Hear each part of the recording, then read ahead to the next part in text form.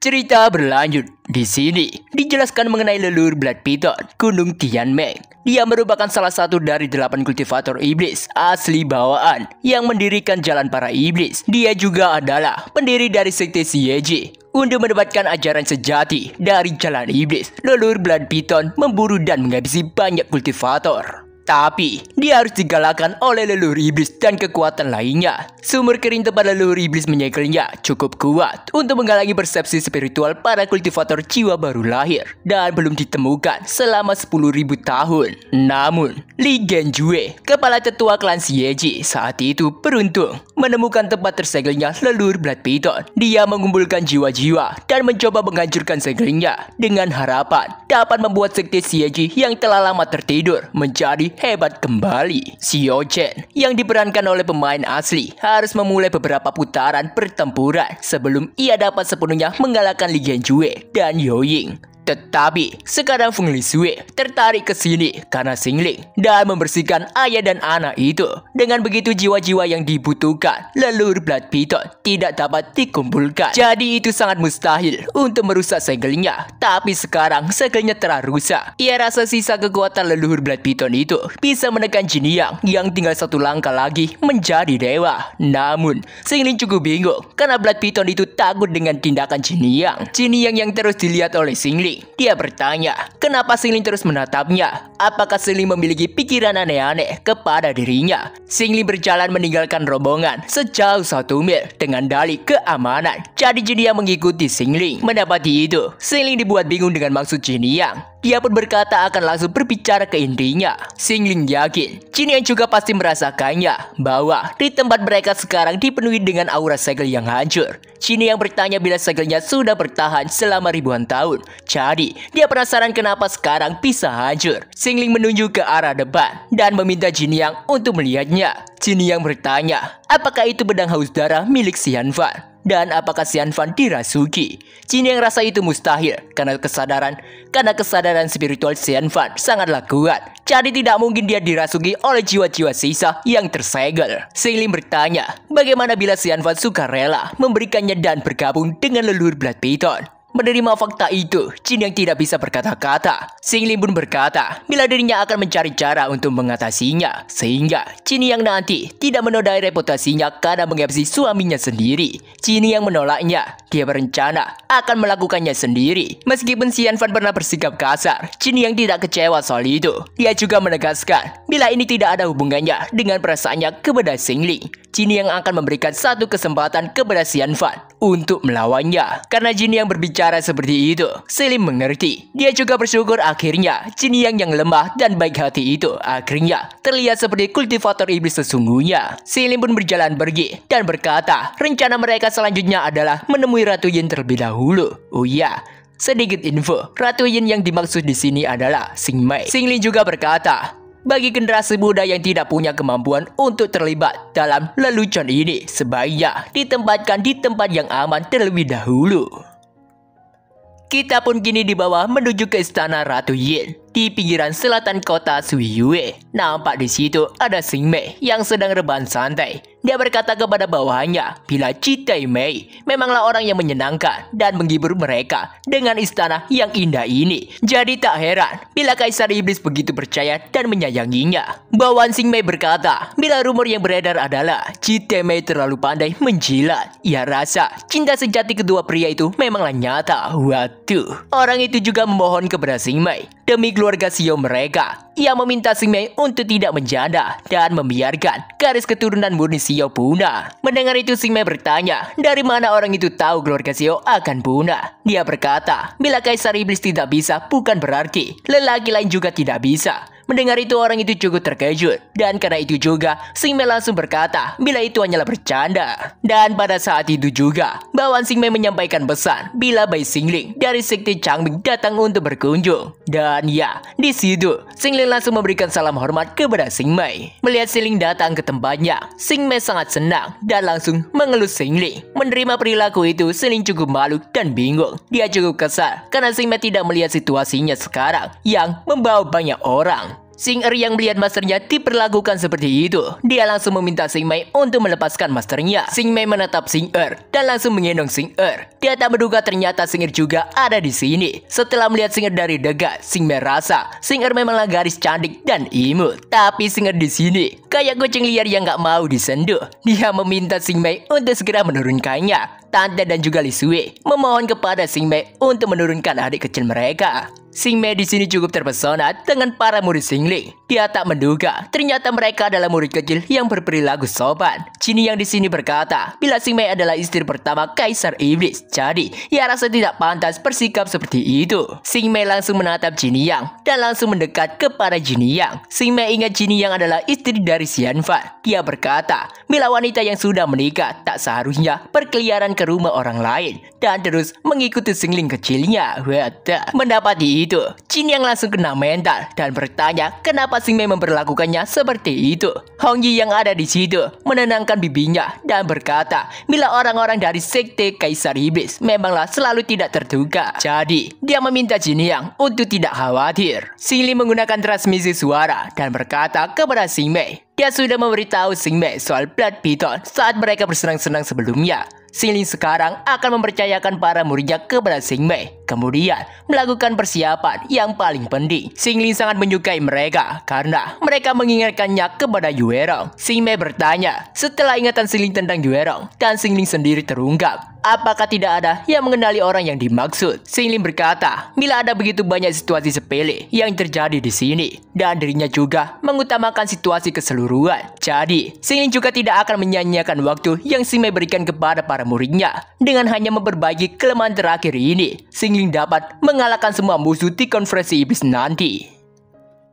Singkat cerita, sekarang Xingling sedang meditasi di atas item yang biasa dia gunakan untuk melakukan kultivasi ganda. Setelah beberapa hari, Xingling rasa ini adalah saatnya menggunakan poin miliknya untuk membuka peti harta karun lainnya. Beberapa hari ini, Xingling habiskan untuk membersihkan Xing Mei, lalu mencicipi keterampilan memasak yang telah lama hilang dari murid pertama dan keduanya. Dan yang terakhir, Xing Er membantunya melakukan relaksasi. Dengan poin sebanyak ini, Xingling rasa dia bisa menarik peti mitik. Dia pun langsung menukarkan poinnya itu. Notifikasi pun muncul memberitahu bila Xingling telah menggunakan 500.000 poin, dan poinnya sekarang adalah 250.000 poin. Di situ ada 3 item yang bisa Xingling pilih satu dari 3 jenis item itu. Yang pertama ada harta karun rahasia mistis, seni kendali abadi di kamar tidur, kulungan pembantai manusia, teknik tingkat kaisar dari alam atas, teknik rahasia unik dari pendiri sekte hewan, dapat melenyapkan tubuh fisik kultivator yang berada di alam yang sama dengan dirinya. Yang kedua, ada rahasia mitos, buku rahasia Gudao, volume terakhir, teknik tingkat kaisar dari alam atas. Level Gudao dapat ditingkatkan hingga level 100, melampaui batas level energi Dao surgawi dunia saat ini. Dan yang terakhir, ada rahasia mitos konstitusi, tubuh suci dari semua transformasi, tubuh suci raja pengobatan terbaik dari alam atas. Daya serap dan kompatibilitas tubuh ini dengan semua khasiatnya meningkat 1000 kali lipat dan tidak bertentangan dengan konstitusi lainnya. Xingling tak menduga peti ini 100 kali lebih baik daripada peti sebelumnya. Ya, memang ini adalah peti yang bernilai 500.000 poin. Tapi masalah utama sekarang adalah Xingling berada di alam yang lebih tinggi. Jadi, tidak ada gunanya bagi Xingling untuk memusnahkan tubuh orang-orang yang berada di alam yang sama. Seperti yang ia pikirkan, bila dirinya masih membutuhkan keahlian bawaan dalam Gudao sebagai senjata pamungkasnya untuk meraih kemenangan yang mengejutkan. Dan pada akhirnya, Xingling pun memilih buku rahasia Gudao. Xingling juga langsung menyerap semua isi dari buku itu. Sistem pun muncul mengucapkan selamat karena Xingling telah berhasil mencapai level 100 dan membuka pencapaian Ku Immortal. 381 materi hadiah telah ditambahkan ke penyimpanan Xingling. Pada saat itu juga, Tante datang dengan tergesa-gesa. Dia berkata bila dirinya memiliki laporan penting. Mendapati Tante yang masuk begitu saja, dia langsung menatap tajam ke arah Tante dan bertanya siapa yang mengizinkan Tante masuk tanpa izin. Tante merasakan perasaan yang sangat mendekat, tapi ini berbeda dengan yang ia rasakan dulu. Seolah-olah ada bagian dari Xingling yang telah meninggalkan tubuh fananya.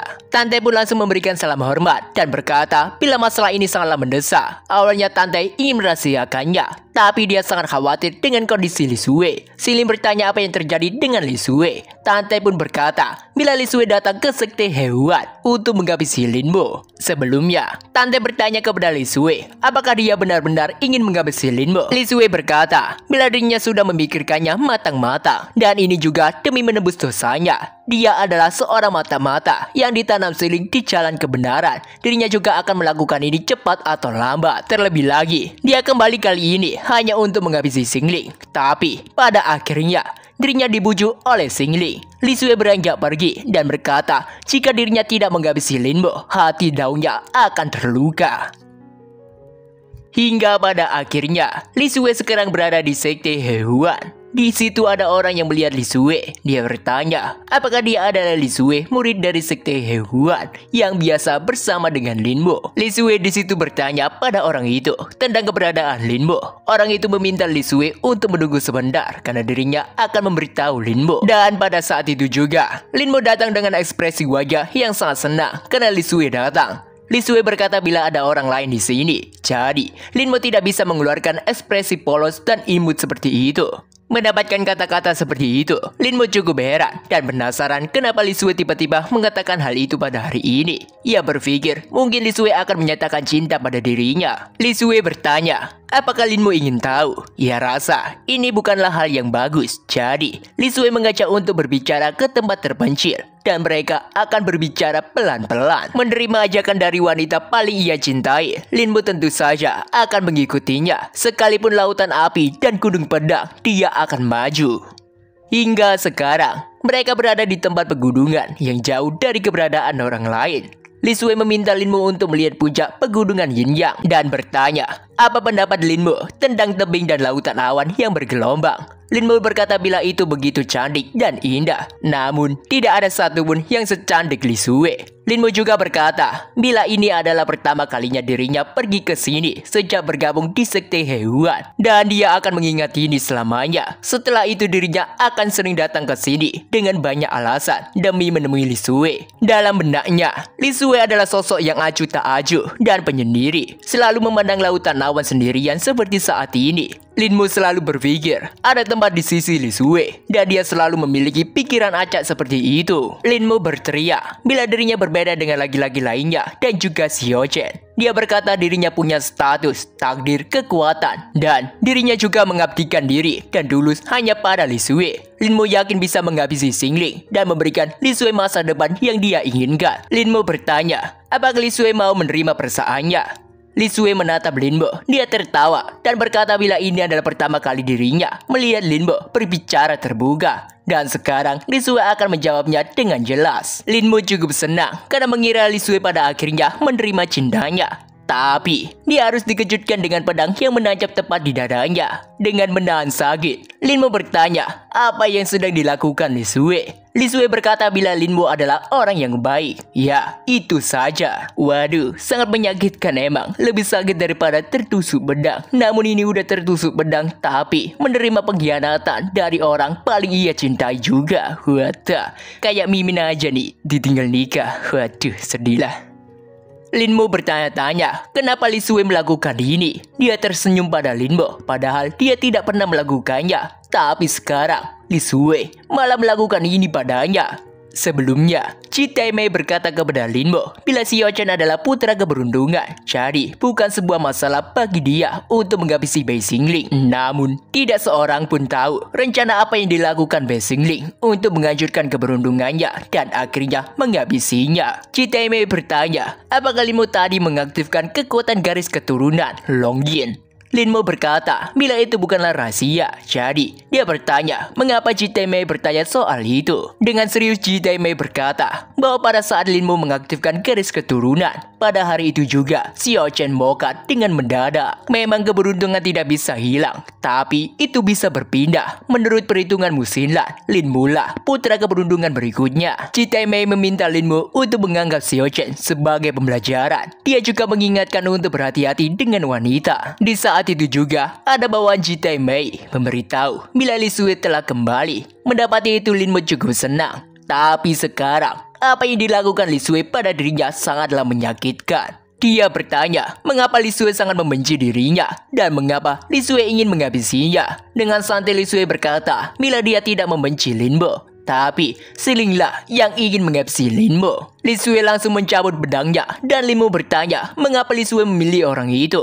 Dengan menyiapkan sebuah serangan, Lisue berkata bila orang yang akan mokat tidak ada gunanya tahu lebih banyak. Lisue pun langsung melancarkan serangan kuat hingga menembus tubuh Linmo. Linmo berteriak bila dirinya sangat mencintai Lisue. Dia sangat terobsesi dengan Lisue. Bahkan dia bersumpah akan menikahi Lisue. Tapi sekarang yang dilakukan Lisue baginya sangatlah kejam. Linmo bertekad di masa depan akan membuat Lisue menjadi wanitanya dan akan mencabik-cabik orang yang ada di belakang Lisue. Entah menggunakan teknik apa Linmo, di sini dia melesat kencang meninggalkan Lisue. Bahkan Lisue sendiri saja dibuat terheran dengan teknik itu. Padahal semua organ tubuh Linmo sudah hancur terbakar oleh teknik milik Lisue. Dengan itu, Lisue sadar alasan masternya selalu waspada dengan Linmo. Karena dia memiliki kekuatan yang tidak terduga. Lisue bergegas mencari Linmo. Dia tidak bisa membiarkan Linmo melarikan diri begitu saja.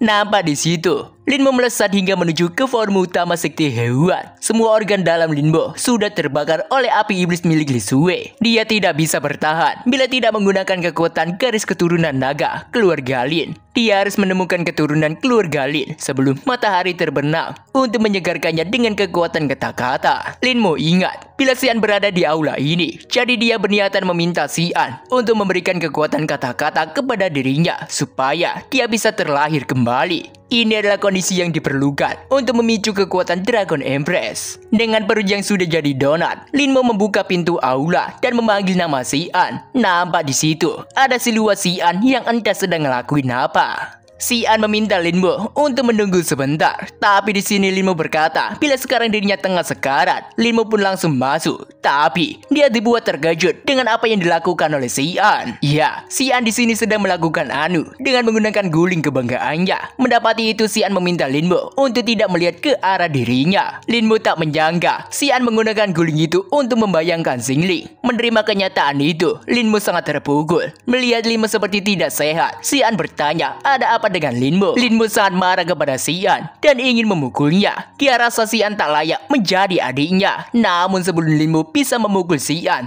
tangan Linmo ditahan oleh Xingling. Dengan nada intimidasi, Xingling bertanya apakah Linmo berani memukul dogi miliknya. Linmo sangat terkejut karena Xingling bisa ada di sini. Dia pun langsung menjauh dari hadapannya. Xian berlari ke Xingling dan bertanya mengapa Xingling ada di sini. Xian berkata bila keluarga kerajaan Gresu selalu menjunjung tinggi Lord Demon dan Xian bertekad untuk melayani Xingling seumur hidupnya. Xingling menatap Xian dan bertanya apakah Xian takut dirinya menyakiti saudaranya. Sebelumnya, Xingling pergi setelah mendengar kata-kata Tante, tapi dia kebetulan bertemu Lisue dan juga Linmo. Terlebih lagi, Linmo sedang menggunakan skill pasifnya. Xingling tahu bila itulah kekuatan pewaris naga dari game aslinya yang dapat meningkatkan kekuatan dapur dalam waktu singkat dan juga memberikan keabadian. Dan sekarang, setelah Xingling melihatnya sendiri, dia datang ke sini bukan hanya untuk mengolok-olok pemeran utama saja. Linmo di sini menggunakan transmisi suara kepada Xian. Dia meminta Xian untuk tidak takut dengan Xingling. Dia juga meminta Xian untuk segera menggunakan jurus kata-kata supaya dirinya bisa sembuh. Xingling di sini tertawa dan bertanya bagaimana Linmo bisa bertahan sejauh ini dengan kondisinya yang sekarang. Xingling menyimpulkan itu berarti seseorang bersedia menanggung siksaan berat sampai akhir hayatnya demi mempertahankan napasnya. Xingling bertanya kepada Xian apakah dia tidak ingin saudaranya mokat dengan kesakitan seperti